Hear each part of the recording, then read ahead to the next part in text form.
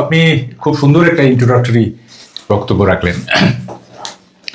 দেখেন, মানে আমাদের চিফ অ্যাডভাইজার রিসেট বাটন চেপে দিয়েছিলেন, এরপরেও কেন তিনি আবার মুক্তিযুদ্ধ নিয়ে কথা বললেন এটা আবার মাথায় ঢুকতেছে না। এটা কি এমন যে মির্জা ফখরুলকে একটা প্রতিদান দিলেন? কারণ মির্জা ফখরুল বলছিলেন যে চিফ অ্যাডভাইজারের মধ্যে উনি জিয়াউর রহমানের প্রতিচ্ছবি দেখেন। আমার মনে হয় এটা একটা ভাইস ভার্সা হয়ে গেছে, উনি একটা বললেন ইনিও একটা বলে দিলেন আর কি। যাই হোক, আমি তখন অ্যাডাল্ট, আমি তখন নটরডেম কলেজের ফার্স্ট ইয়ারের ছাত্র। প্রথমে জিয়ার ঘোষণাটা একটু বলি। সেটা হচ্ছে জিয়াউর রহমান 27শে মার্চ একটা ঘোষণা দিয়েছিলেন। এইটা আমি নিজে শুনেছি অনেক সঙ্গী সহ দুপুরের 27শে মার্চ, এবং সেখানে বলছেন যে on behalf of our great leader Sheikh Mujibur Rahman এই ঘোষণাটা দিলেন। এবং আমাদের প্রথম প্রতিক্রিয়া হয়েছিল যে যাক, আমরা হই হই করে উঠছি যে যাক, সেনাবাহিনী আমাদের সঙ্গে আছে। একটা ইন্সপায়ারিং স্পিচ হিসেবে আমরা দেখছি। হ্যাঁ, উনি একটা ঘোষণা দিছিলেন। তো কালুরঘাটের উইক ট্রান্সমিশনের এই ঘোষণাটি আমেরিকার একটা অখ্যাত স্টেটে কিভাবে পৌঁছালো আমি ঠিক বুঝতে পারতেছি না। এটা হইতে পারে যে এই ঘোষণাটা বিবিসি পুনঃ প্রচার করছিল। বিবিসি, আই রিমেম্বার, হয়তো উনি বিবিসি থেকে শুনছেন। হ্যাঁ, আমি জানি না ঠিক উনি কিভাবে শুনলেন।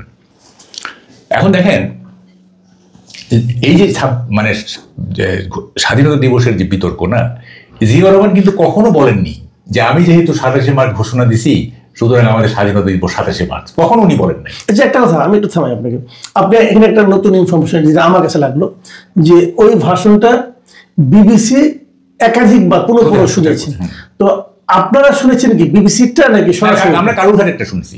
কালুরঘাট থেকে, হ্যাঁ, ওটা তো একদম ইমিডিয়েটলি শুনছি। বিবিসি পরে প্রচার করছে। মানে কালুরঘাটে কি ওটাকে একাধিকবার বারবার প্রচার, অনেকবার প্রচার করছে। আচ্ছা আচ্ছা, এখন জিয়াউর রহমান কিন্তু কখনো বলেন নাই যে আমি 27শে মার্চ যেহেতু ঘোষণা দিছি সুতরাং স্বাধীনতা দিবস 27শে মার্চ, কখনো বলেনি। বিএনপি কখনোই বলে নাই। হ্যাঁ, তো কেন আমাদের স্বাধীনতা দিবস 26শে মার্চ, এটা আমি পরে আসতেছি। জি, এর মধ্যে একটু কথা বলে নিই। দেখেন, আওয়ামী লীগাররা মানে রাজনীতির স্বার্থে জিয়াউর রহমানকে কত রকম কিছু বলছে, পাকিস্তানের চর, রাজাকার, অমুক তমুক ইত্যাদি বলছে না, এগুলি না একেবারে পাগলামি। এবং এইটা যখন ওরা বলতো তখন এটা ভাবতো না যে এইটা বঙ্গবন্ধুর প্রতি এক ধরনের অবমাননা, কারণ বঙ্গবন্ধু জিয়াউর রহমানকে বীরত্ব উপাধি দিয়েছিলেন। এটা ওরা কখনো ভাবে নাই যে এইটা যে বঙ্গবন্ধুর প্রতি অবমাননা, তাকে রাজাকার বলা এই বলা, এইটা মানে খুব আরফাচ্ছুরেট আর কি। কেন হয়েছে এটা? কেন হয়েছে? যেহেতু জিয়াউর রহমান যদি 71-এ শহীদ হইতেন অথবা 75-এর 7ই নভেম্বর যদি না ঘটতো, ওরা যদি স্বাভাবিক মৃত্যু হইতো, তাহলে কিন্তু জিয়াউর রহমান আওয়ামী লীগারদের কাছে হিরো হয়ে থাকতেন। যেহেতু উনি রাজনৈতিক প্রতিপক্ষ হয়ে গেছেন, সেহেতু উনি পাকিস্তানের চর, সেহেতু উনি রাজাকার। বুঝতে পারছি? খুব ভালো। আচ্ছা, এখন তার মানে আপনি বলতে চাচ্ছেন যে আওয়ামী লীগ আমলে কে রাজাকার হবে আর কে মুক্তিযুদ্ধ হবে এটা ডিপেন্ড করতে সে কোন রাজনীতির সঙ্গে জড়িত তার উপর। একটাই, যেমন ধরেন আমি বলি, যেমন তাজউদ্দিন আহমেদ, তারপরে Ziaul Osmani, they are great leader in our liberation war. Awami League তাদের মূল্যায়ন করে নাই। কারণ কেন করে নাই? তাইলে বোধহয় বঙ্গবন্ধুর ছোট হয়ে যাবে। অদ্ভুত একটা লজিক ছিল আর কি। তাজউদ্দিন ছাড়া মুক্তিযুদ্ধ হইতো আপনি বলেন, হ্যাঁ, কিন্তু তার মূল্যায়ন হয় নাই। তারপরে জিয়াউল ওসমানীর কোনো মূল্যায়ন হয় নাই। এই যে সংকীর্ণতা আপনি যেটা ইন্ট্রোডাক্টরি স্পিচে বললেন, এটা ভয়াবহ আমাদের এই জাতির জন্য। যাই হোক, এখন আমি 26শে মার্চ কেন স্বাধীনতা দিবস এটা আমি একটু ব্যাখ্যা করি। এটা একটু ব্যাখ্যা করি। সেটা দেখেন, কি বলে যে শুরুটা আমি শুরু থেকে বলি। 1970 সালের যখন নির্বাচন হলো, আমরা মানে জয়যুক্ত হলাম, 167টার মধ্যে 169টার মধ্যে সারা পাকিস্তানে 169টা পাইলাম। স্বাভাবিকভাবে আমরা ধরে নিলাম যে পাওয়ার ট্রান্সফার হবে এবং Sheikh Mujib will be the prime minister of Pakistan. এইটা আমাদের মধ্যে কোনো উদ্বেগ ছিল না। কোনো 70 সালে আমাদের মধ্যে কোনো উদ্বেগ ছিল না। ঠিক আছে, নির্বাচনের পরে বঙ্গবন্ধুর কাছে পাওয়ার ট্রান্সফার করা হবে। তো এখন ইয়াহিয়া খান 3 মার্চ পার্লামেন্টের অধিবেশন ডাকলেন। ঠিক আছে, তাহলে ওই অধিবেশনে শেখ মুজিবুর রহমান পাকিস্তানের প্রধানমন্ত্রী হিসেবে ডিক্লেয়ার করলেন। তা আমরা তো আসি। 1 মার্চ আমরা স্টেডিয়ামে গেলাম খেলা দেখতে। খেলাকার পাকিস্তান ভার্সেস এমসিসি। তা আমরা কিন্তু যেহেতু আমরা তখনও পাকিস্তানি, আমরা পাকিস্তানের পক্ষে করতেছি। আসিফ ইকবাল এবং সরফরাজ নওয়াজ ব্যাটিং করতেছে, আমরা হই হুল্লা করতেছি, একটা 4 মারতেছে, বাউন্ডারি মারতেছে, আমরা পাকিস্তানের পক্ষে করতেছি। আমাদের কোনো উদ্বেগ নাই, অত পাকিস্তানি, তাই না? তো ওই স্টেডিয়াম আপনি নিজে ছিলেন স্টেডিয়ামে? হ্যাঁ, আমি কেন বলতেছি এগুলো? আচ্ছা, তো তখন স্টেডিয়ামে আপনার অনেকে ছোট রেডিও নিয়ে গেছে। এই রানিং কমেন্টারি শোনার জন্য। খেলাও দেখবে আবার রানিং কমেন্টারি শুনবে, এটা একটা মজা। কারণ ক্রিকেট লিটারেচার তো একটা খুব পাওয়ারফুল লিটারেচার, শুনবে। এবং একটা সময় আপনার রানিং কমিটি বন্ধ করে বলা হলো যে ইয়াহিয়া খান এখন জাতির উদ্দেশ্যে ভাষণ দেবেন 1 মার্চ দুপুর 1টায়। তো উনি ভাষণ দিলেন। জাস্ট যখনই উনি বললেন যে কি national assembly is postpone for the indefinite period, অনির্দিষ্টকালের জন্য এই জাতীয় সংসদের অধিবেশন স্থগিত করা হলো। 3 তারিখে কিন্তু অধিবেশন হওয়ার কথা, মানে একদিন পরে। এটা প্রথম 1 মার্চের কথা, 3 মার্চে অধিবেশন বসার কথা। উনি ওইটাকে অনির্দিষ্টকালে স্থগিত করে দিলেন।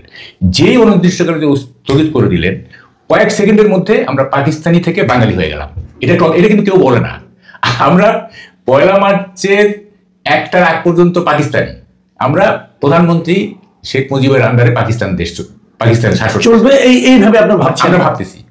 যে যখন বললো যে স্থগিত করে দিল, আমরা মুহূর্তেই আমরা বাঙালি হয়ে গেলাম। তখন আর কোথায় গেল পাকিস্তানের টিম, কোথায় গেল আসিফ ইকবাল, কোথায় গেল সরফরাজ নওয়াজ? আমরা সব তখন ওই যে ব্রিস্টল সিগারেটের একটা দিয়ে সামিয়ানা টামিয়ানা ওগুলো পোড়ায় টোড়ায় জ্বালায় টালায় পুরো স্টেডিয়াম গিয়ে হয়ে গেল। চলো চলো পূর্বানী হোটেল চলো। খেলা শেষ, খেলা তো পণ্ড, খেলা পণ্ড হয়ে গেল। কেমন খেলা থাকে? আমরা মানে একটা ইন্টারন্যাশনাল টুর্নামেন্ট ম্যাচ পণ্ড হয়ে গেল, আগুন জ্বলতেছে স্টেডিয়ামে। খেলা পণ্ড তো দূরের কথা। আমরা চলো চলো পূর্বানী হোটেলে চলো, দল বেঁধে পূর্বানী হোটেলে গেলাম। শেখ মুজিব তখন, বঙ্গবন্ধু তখন আওয়ামী লীগের পার্লামেন্টারি বোর্ডের মিটিং এ বসছেন।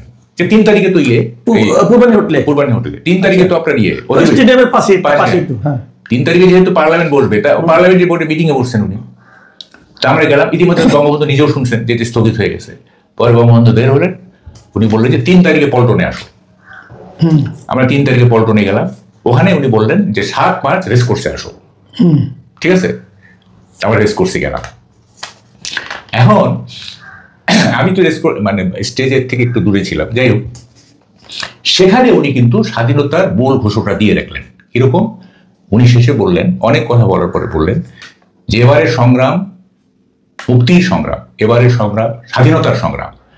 দেখেন, খেয়াল করেন, আমি যদি হুকুম দিবার না পারি, ঘরে ঘরে দুর্গ গড়ে তোলো, তোমাদের যা কিছু আছে তাই নিয়ে প্রস্তুত থাকো। খেয়াল করেন কিন্তু কথা, এবারের সংগ্রাম স্বাধীনতার সংগ্রাম। আমি যদি হুকুম দিবার না পারি, ঘরে ঘরে দুর্গ গড়ে তোলো, তোমাদের যা কিছু আছে তাই নিয়ে প্রস্তুত থাকো। ঠিক আছে, এটা স্বাধীনতার ঘোষণা কিন্তু হয়ে গেল।